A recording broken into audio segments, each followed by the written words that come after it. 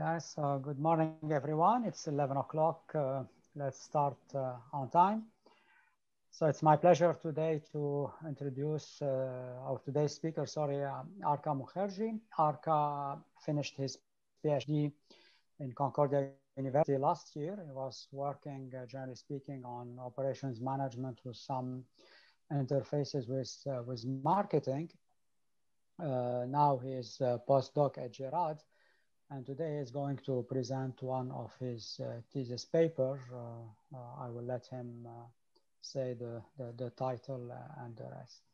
So thank you, Arka, for accepting our invitation. Thank you all for joining us today, and the floor is yours. Hey, thank you, Josh, for inviting me for this presentation. And it's nice to be presenting this paper, which is, as George just said, that it's a part of my thesis, my dissertation, and it deals with product recalls. So as you can see, the title is pretty big: the impact of product recall on advertising decisions and firm profit while envisioning crisis or being hazard myopic. So obviously, this is co-authored with my supervisor. Now, first, I'll talk about the agenda, what I'm going to speak today. So I will briefly tell about the context of this research. Then I will highlight the literature, the closely related literature to this paper, and some of the research questions that we have answered, the model, the results, the contribution, and finally some directions for future research. Now, the context of this research. So as all of you, many of you might know that product recalls are pretty common. Like when a defective product is out in the market, the manufacturer sometimes have to return that product or exchange it or repair it. And it can be a crisis for the manufacturer, because if product recalls happen in large volumes or these unsafe items cause harm, then it can considerably damage the manufacturer's profits in terms of lost sales or in terms of long-term goodwill damage. So the picture that you see here, it's a snapshot from Health Canada website. And they show that the recalls in Canada, they are mostly classified into 4 categories: the consumer products recalls, then the vehicle recalls, food recalls, and health product recalls. So if you go inside that website and click on this recalls, the latest recalls, every day you will find different types of recalls that happen. Fortunately, most of them are very trivial, very minor, but there are ample examples of big recalls which have impacted the farms badly. So in summary, like, product recalls are pretty frequent, and they do affect the brands of the farms in a bad manner if the impact is high or the harm caused by the recall is high. So we were checking some of the industry reports, and we found one from Ernst & Young. So they did a survey in North America in collaboration with several other companies. So there is something called the Grocery Manufacturers Association in North America, and they were doing this research along with them. And they asked the farms, like, what are the things that you are concerned about most after consumer safety during a recall? And 100% of the farms said that it's mostly the brand. And 40% of them told that it's the lost sales. So from this, we can say that the lost sales is kind of a temporary thing, which might happen for some time during the recall, but the brand image is affected in a long term. So it's the long-term loss of the brand image, which translates to demand loss or product switching may happen. So those are so brand is the most important thing that the farm cares about after consumer safety during the recall. So this indirectly says that advertising can have a significant effect on mitigating the recall impact. So there are many studies in the marketing literature on advertising and how it affects a farm's, like, how the advertising strategy is used by farms to mitigate the recall impacts. And this is a snapshot from one paper, which was published in Marketing Science by Rubel et al., Olivier Rubel. And they did some research in the automobile industry, and they showed that the post-crisis advertising is typically higher on average after the recall. There are certain other empirical research which have shown that sometimes pre-crisis advertising can also be high instead of the post-crisis. So to summarize, like there is some confusion about, or not confusion, maybe disagreement about what should be the advertising strategy. Because some papers say it should be higher before the recall, and some papers say it should be higher after the recall. So one of the goals of our study was to find out if we can analyze like what is causing this disagreement, like why sometimes the firms would advertise at a higher level in the pre-crisis regime and sometimes higher level in the post-crisis regime. And that is something we were able to find out. So I'll show you in the subsequent slides how things unfold. Now, the key literature. So this paper, honestly, was inspired by the first one by Olivier Rubel et al. It's a 2011 paper, and it says optimal advertising and envisioning a product on crisis. So we have employed the same envisioning thing here. So the firms are expecting a recall in the market, and then how do they react? So here, the model is quite different from them. They have used SETI's model of differential gains, and we have used a goodwill-based model, which is different. And some of the other closely related research literature are those by Clarine, Dawa, and Pitula, and these are some seminal works in this area of product recall and marketing. And lastly, also, we have one paper by Gao et al. In 2015, who investigate exactly this question: should ad spending increase or decrease before the recall announcement? And some of our findings, our theoretical findings, they do compare or support the empirical paper by Gao. So the gaps in the literature.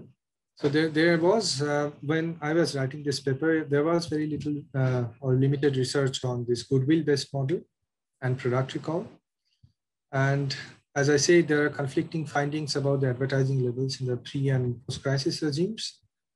And lastly, I was also thinking like, what should be the effect if the firm does not visualize the recall? So that term was coined as hazard myopia. The firm was not seeing the hazard or the product recall which was impending. So essentially, once the product recall occurs, the firm was surprised. And it was trying to react to the situation just by observing the change in demand or its goodwill. So those are the different gaps in the literature that we noticed, and hopefully those were addressed in this paper. As far as the research questions are concerned, so the paper considered two players, two manufacturers, and there were different scenarios. But in a nutshell, the research questions were asked, basically we were asking what are the equilibrium advertising policies of the individual players before and after the recall, and how these advertising strategies were impacted by the intensity and the likelihood of the recall. And if advertising was higher in the post-crisis period always, or it was higher sometimes, or it depended on some factor. And we found that it does depend on some factor. And we also tried to investigate like what are the, how does the recall impact the performance of the firms? By performance here, I mean the profit of the firm. And we also tried to find out what is the impact of this hazard myopia on advertising and the performance of the firm. So when the firms do not see the recall, what is the difference between their advertising strategy and the far-sighted firms? So there are 5 research questions. Now, methodology. So it is, we chose differential games because of several reasons. First, we wanted to study like time-dependent strategy. So it's not only like recall happens, take a decision, and then before the recall, take a decision, and the recall happens to take a decision. So over time, those two decisions vary. And our model involves goodwill, which evolves over time. So that is one of the reasons, like, we need to use some methodology based on control theory or differential games. And decisions can be adjusted at different points of time, as I say. And the structure of the game that we have, that is easily solvable. So it's a linear quadratic game and easily solvable. So solution methods were also easily available. So that is the motivation behind choosing differential games. Now, assumptions. So one of the basic assumptions is that the far-sighted farms, or the farms whom we coin as far-sighted, they can envision the recall. That is necessary, the hazard rate and the impact of the recall, while hazard myopic farms don't. And the effect of the recall is captured by a jump in the farm's goodwill right after the recall. And the third assumption is that the recall occurs at a random time, which follows an exponential distribution. And we also assume that the hazard rate is a common knowledge for both the farms. Now, the model. So we have two cases here, basically. So one is the two manufacturers, there are two manufacturers competing, and one of the cases that there is only one focal farm, or only one farm is susceptible to a recall. And the second case is that there are two focal farms, and both of them can potentially issue a recall. And the demand function is simple. So D1 is the demand function for the first farm, and D2 is the demand function for the second farm. And this theta here, theta 1 and theta 2, these are the goodwills for farm 1 and farm 2 respectively. So this demand function is just the market potential plus some constant times the difference between the goodwills of the two farms. And the goodwills evolve according to the Near-Low-Barrow equation, which is pretty standard. Now, the motivation behind such a demand function is this type of advertising, as you can see. So sometimes the farms really want to differentiate each other in terms of goodwill, and they want to be on the top of other farm. So this is what motivated the demand function.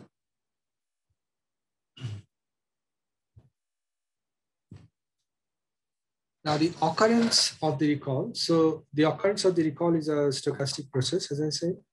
And this stochastic process here is denoted by RIP, where RI corresponds to the stochastic process of the farm I. And RT equals to 1 signifies the pre-crisis period, and RT plus DT equals to 2 signifies the post-crisis period. And chi-I, this is the hazard rate here.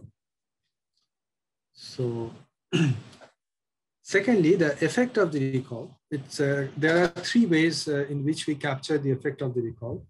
The more obvious way is the jump in the goodwill, which I mentioned before. So after the recall, so if the farm I recalls at a time TR, so just after the recall, the goodwill takes a jump. So eta is a fraction between 0 and 1. So the goodwill falls from theta I TR plus to 1 minus eta I time theta I TR minus. So TR plus is the time just after the recall, and TR minus is the time just before the recall. Secondly, we also consider that for the recalling farm, the profit margin in the second period reduces. So this can happen because of many reasons. They can invest more in quality, or they can have large recall costs, which can affect the profit margin and so on. And lastly, in the Near-Low-Barrow model, we say that the decay of goodwill can also increase because forgetting may increase and people may not want to buy the products of the affected brand. So those are the three things by which we consider the effect of the recall.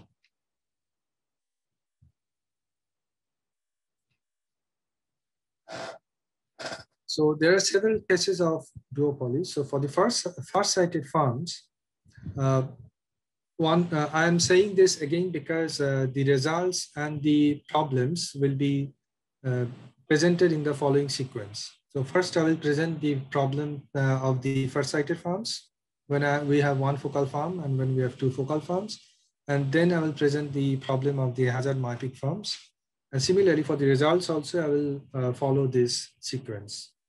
So this slide is just to get you familiar with the sequence in which I am going to present the results.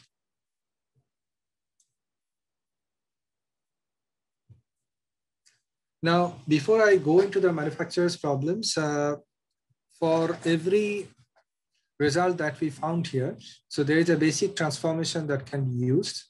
So here, II is the overall expected profit of farm I in the 2 periods. So we are taking the expectation over time TR, which is the random time of recall.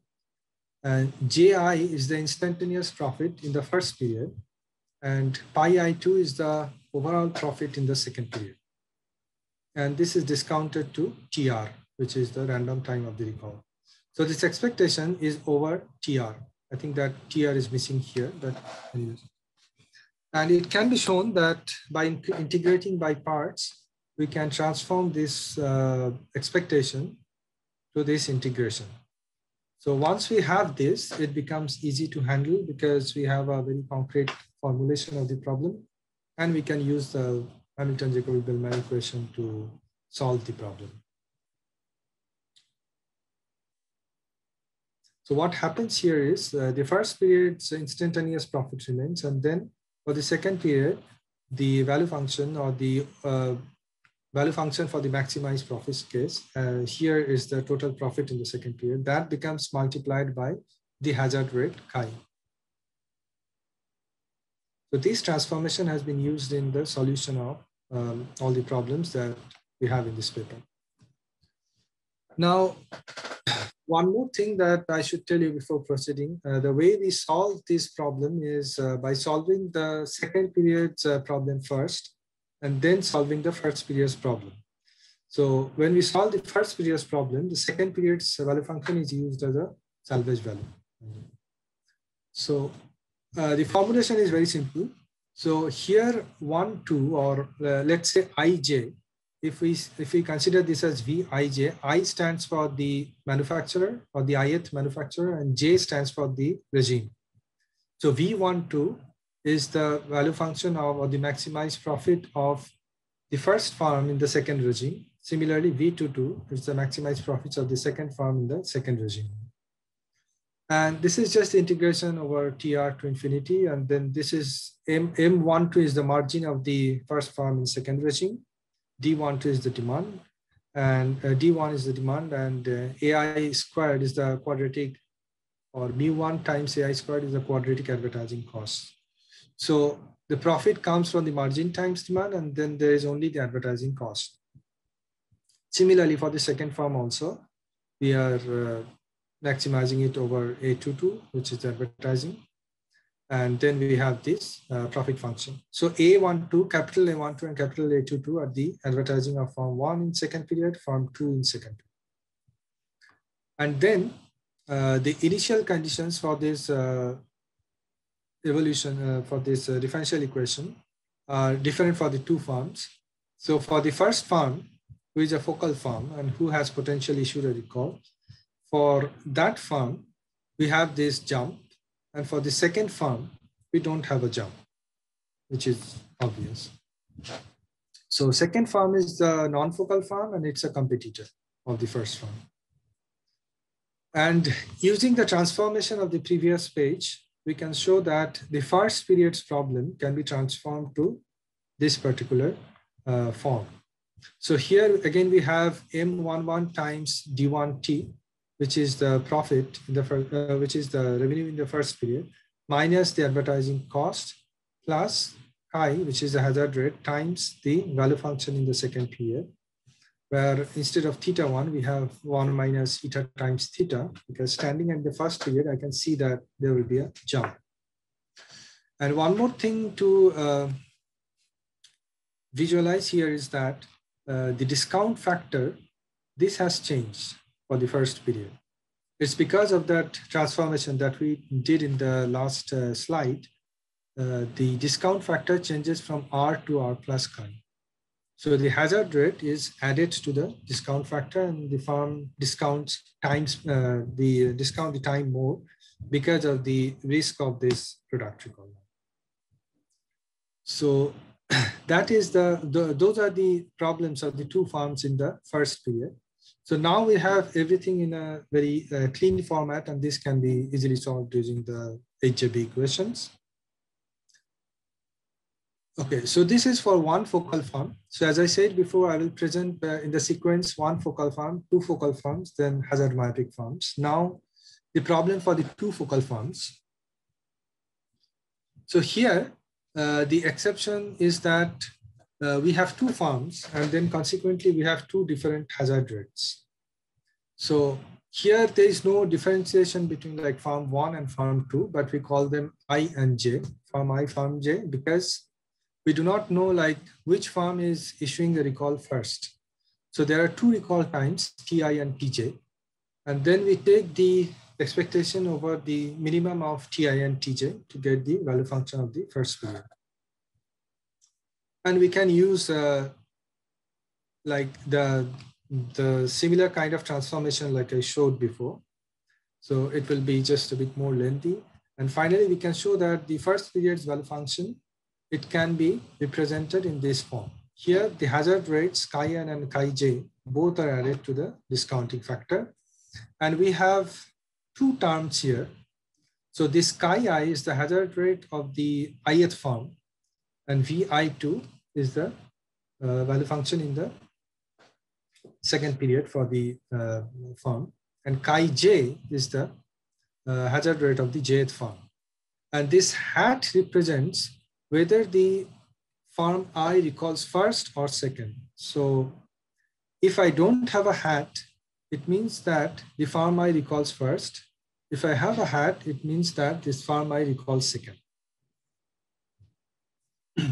Because after the first, till the first recall, we do not know who is recalling first, but once one firm has recalled, then we know like which firm has recalled and who has not recalled.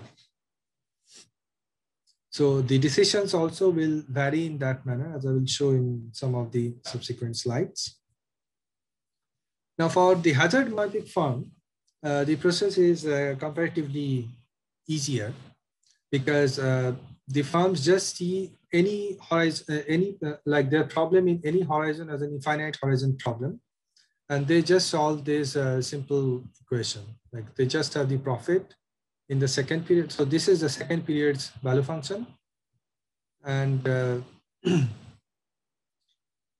sorry, this is the first period's value function, and they just have a normal initial condition at t equals to 0. But for the second period, firms again visualize TR to infinity as the planning horizon, and they have their respective profit functions.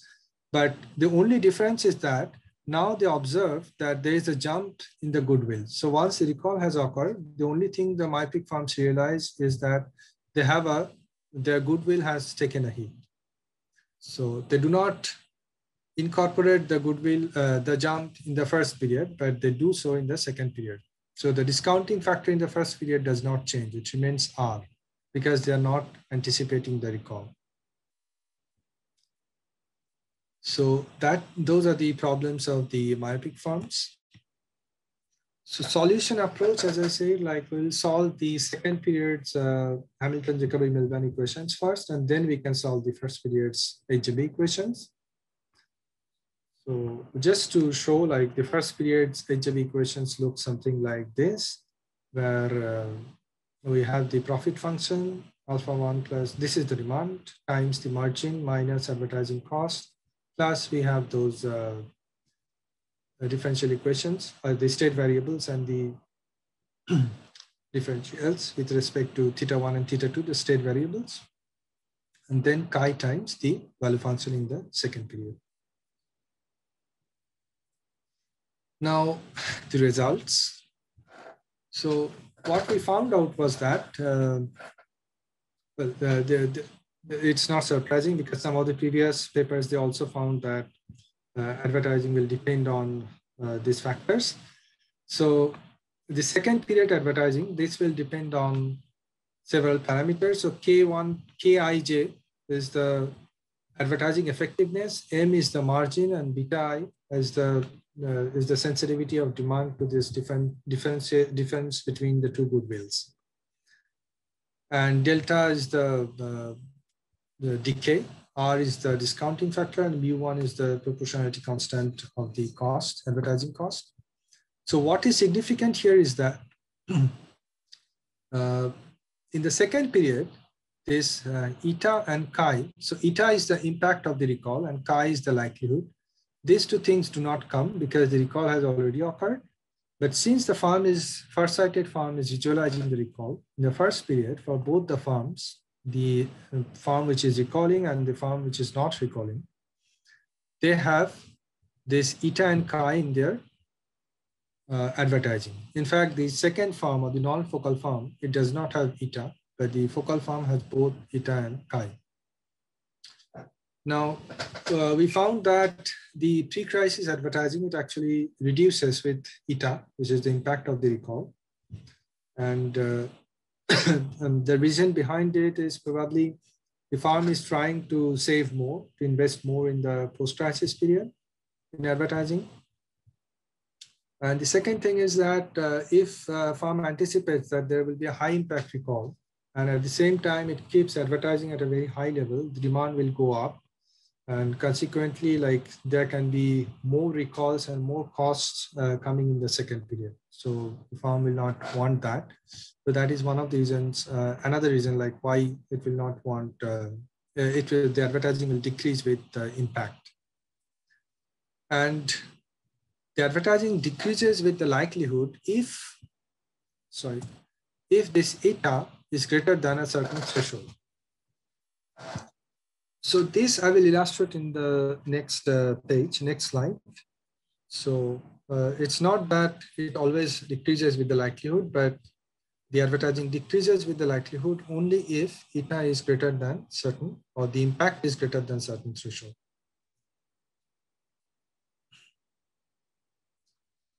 And also, from another perspective, like the focal firms, post-crisis advertising is higher. So this is the answer to the question or the research question, whether the equilibrium advertising is higher in the second period or not.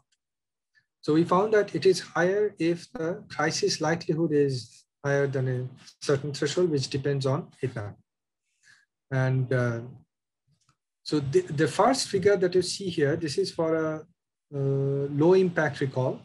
So we have varied the likelihood between 0 and 1 and the impact between 0 and 0.1, which we considered as low impact. And the second figure, the likelihood is still between 0 and 1, but the impact has varied between 0.5 and 1. 0.5 to less than 1 actually, because if the impact is 1, then there's nothing left. Okay. So what is important here is this curvature, like the points at which these two curves intersect, the pre-crisis and post-crisis advertising. So that determines the threshold given here. So given a value of eta, what should be this chi? That can be determined from this figure. Now for the non-focal firm, we found that it still depends on chi, which is the crisis likelihood. Whether the post-crisis advertising should be higher or not depends on chi. But when the impact of the recall is low, then we found that the focal firm, the non-focal firm, the advertisings almost merge with each other. Like there's nothing to differentiate between the two. But when the recall impact is high, then the post-crisis advertising for this firm, for the non-focal firm, is much higher. So here the firm is behaving opportunistically, I think, because it knows that its competitor has suffered a lot. So it's investing more in advertising to gain more of the market.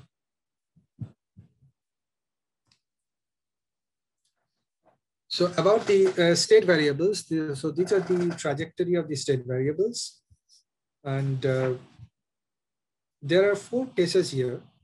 So the 4 cases are low impact, low likelihood recall, low impact, high likelihood recall, high impact, high likelihood, and high impact, low likelihood. So just to remind you, eta is the impact and chi is the likelihood. So the first figure here, this shows the trajectory of the goodwill when impact is high but likelihood is low. And the black line is this is the first firm, so the focal firm's trajectory of goodwill, and the blue line is the non-focal firm's trajectory of goodwill. So as you can see here, the firm was not anticipating the recall that much since the likelihood is very low. So the first firm, or the focal firm, it was advertising at a high level. In the second case, both impact and likelihood are high. So here, the first firm is almost certain that the recall might happen. The recall is extremely likely. So it's advertising at a lower level for the reasons I just mentioned, that they might need to recall more products if the demand is higher due to the advertising in the first period. And also, if the firm advertises more and the goodwill goes up too much, then right after the recall, it has been seen empirically that consumers are more unforgiving towards the firms who kind of fake their goodwill or brand by advertising more. So the important thing to notice here is that their goodwill never goes back to the original level when the impact is very high. Of course, this is within the parameter values and the assumptions of our paper. So if the firm does something else in recovering the goodwill, I don't know what will happen. It might recover. But for this case of one product recall to competing firms, we see that the image might not go back to the old level after a very high impact recall. And for a low impact recall, irrespective of the likelihood, we see that the firm usually recovers well. Like the focal firm, that usually recovers well, and it can go higher. The goodwill can rise higher than the pre-crisis goodwill after the recall.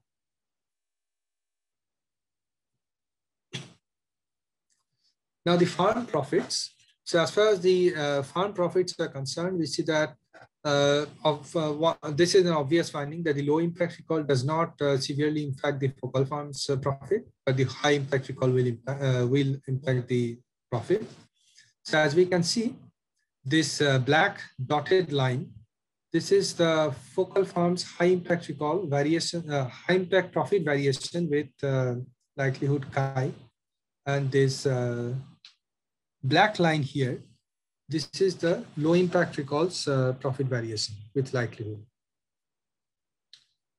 So it's probably not very evident from here, but this line, it drops and then slightly goes up here. So when the impact or the impact is low, the profit drops initially and then slightly goes up as the firm recovers. The blue line is that of the non-focal firm. And this dotted line that you see here, this not dotted, but this is actually dashed line. So this dashed line that you see, that is the no recall scenario. So for both the firms, the profits in the no recall scenario coincide because we considered the parameters are the same for both the firms. And obviously we see that, it's not that obvious, but in this case, we see that the no recall scenario is perhaps best for the firms, especially when the likelihood is high.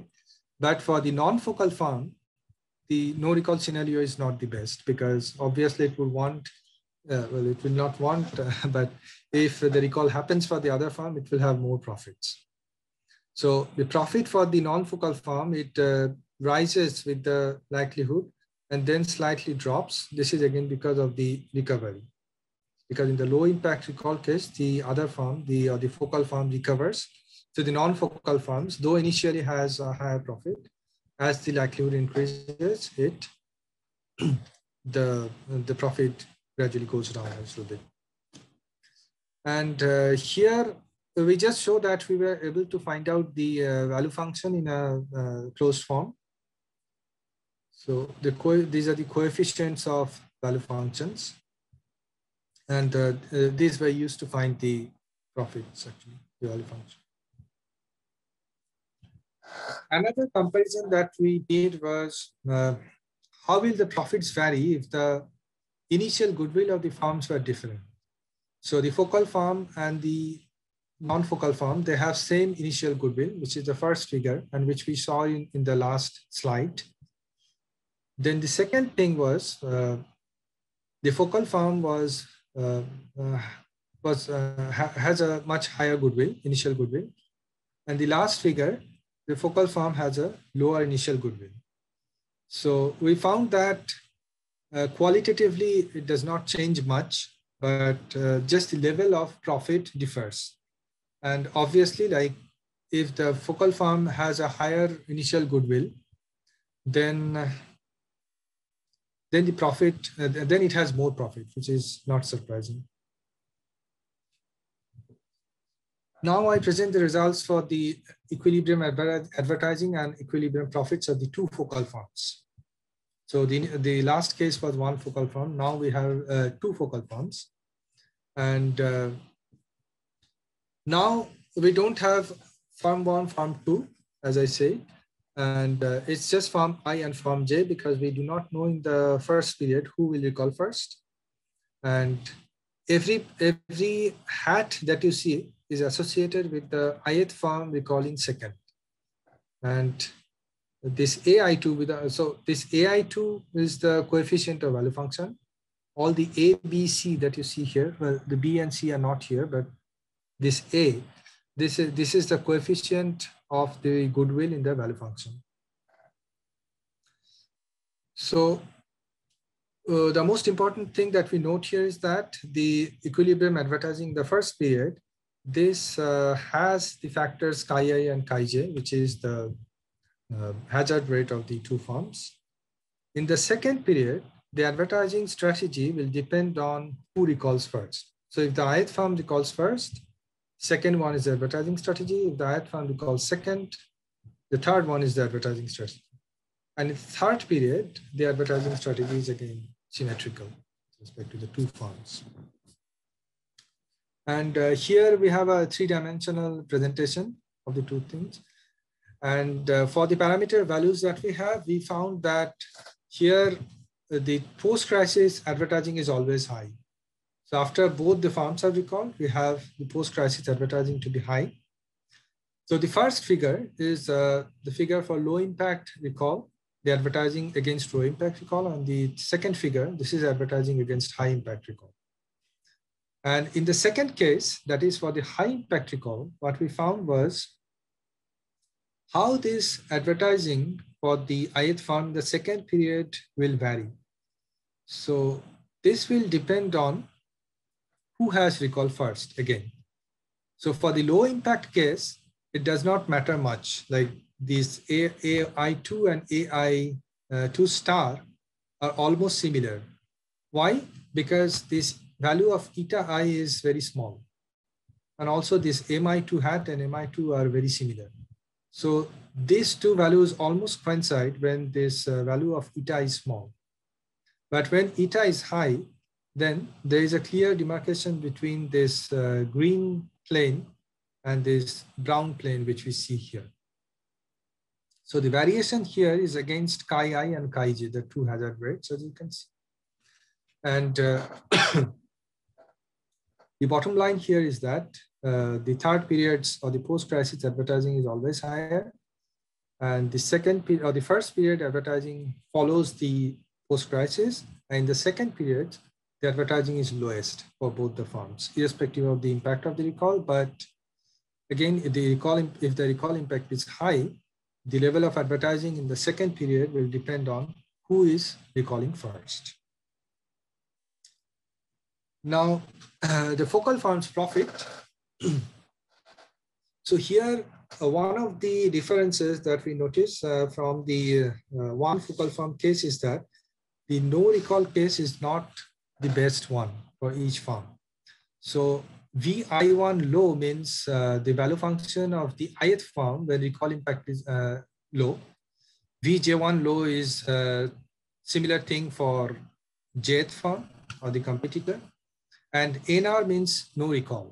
So the value function when there is no recall. And these two will again coincide, these two planes, the red one and blue one, because they have similar values, the parameters for when the firms are similar or when there is no recall.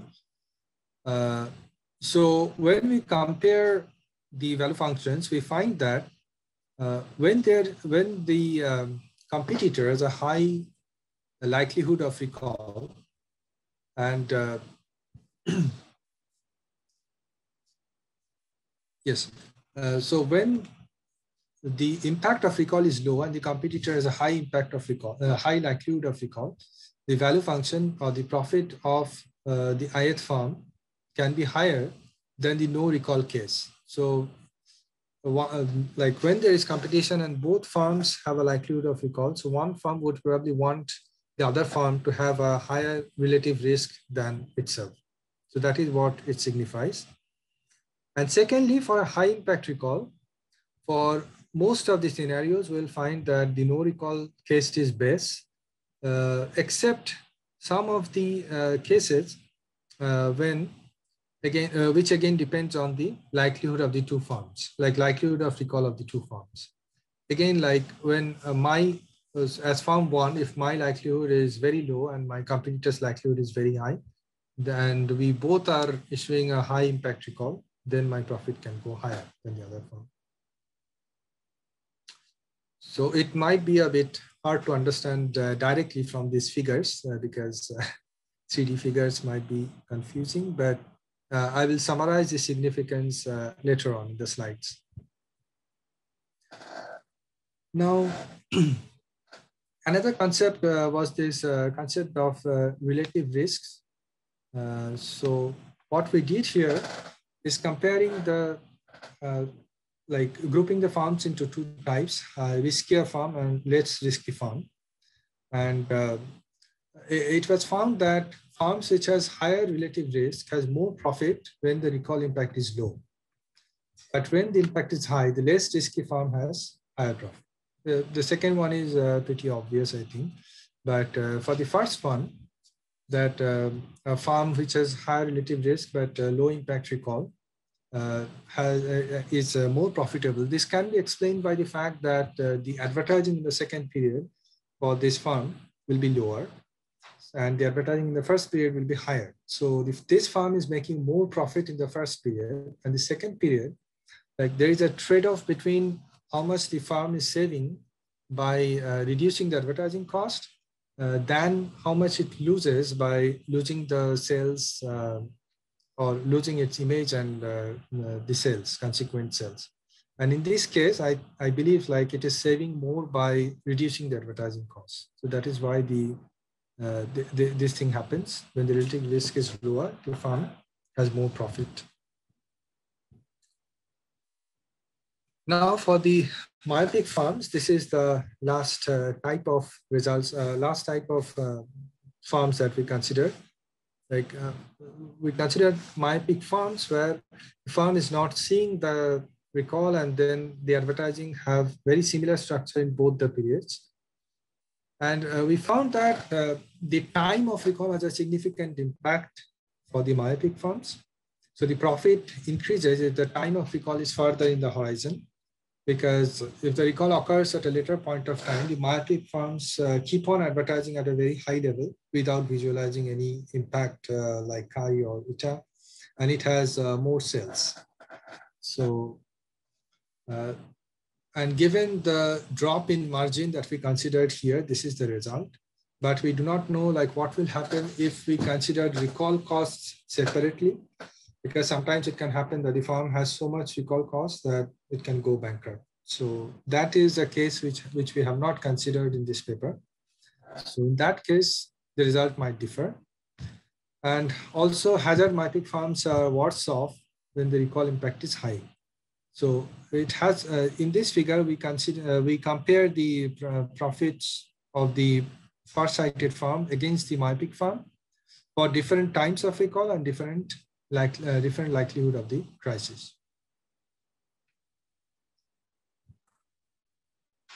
And lastly, we also considered risky myopic versus far-sighted firm.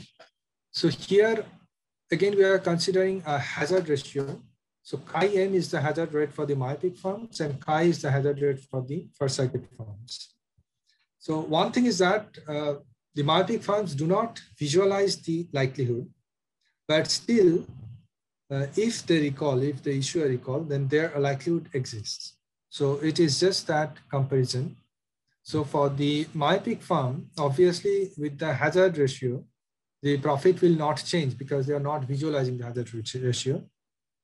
But for the far-sighted firm, the profit actually decreases. So the interesting fact is that if the hazard myopic firm's relative risk is lower, that is this chi-m is lower than chi, then its performance is better than the far-sighted firm. So to summarize, the key insights from this paper are the level of advertising in the pre and post-crisis regimes for competing firms will depend on the likelihood and the impact of the recall that we are seeing. So this kind of helps in reconciling the previous disagreements, like why this can be one reason, there can be more. So this might be one reason why some papers found, some empirical results found that firms advertise more in the pre-crisis regime, other found they advertise more in the post-crisis. So high likely and high impact recall, it forces the firm to cut the pre-crisis advertising. The firm is more inclined to advertise more in the post-crisis regime. So in the presence of two focal firms, advertising of each firm depends on the crisis likelihoods of both the firms, as we saw. And lastly, when an impact is given, the eta value of eta I and eta j are given, a firm can have more profits than the no recall case, as we saw in the 3D figure, depending on the values of the crisis likelihoods. So if the competitor's crisis likelihood is higher than mine, then I can have a higher profit than the no recall case. And the contribution, I think this is one of the first papers in a goodwill-based theoretical model to study product recall. And then we captured the interplay between crisis likelihood and the crisis impact, which helped us to reconcile the conflicts in the literature. And we solved like two complex problems, having two different focal firms and both of whom are susceptible to recalls. The solution procedure is also like it's not very complex, but it gives us proper solutions in closed form. And we introduced the concept of hazard myopia and illustrated a case when this hazard myopia can be beneficial, that is low impact recall. And as far as future research is concerned, like future research can consider hazard rates which depends on time, because some empirical research suggests that as a product goes further into the life cycle, the chance of having a recall decreases. We have not considered market leadership. In fact, like the structure of the game in this paper is such that the Stackelberg and Nash will coincide here. And instead of assuming a loss in margin that we considered here, one can consider recall costs or consider pricing decisions, but that will make the structure of the game quadratic, so it will be a mess. And again, the cross effects of advertising can be considered in the goodwill model, and diminishing returns can also be considered. Maybe some of the subsequent papers or contemporary papers are already considering some of this. And that's all.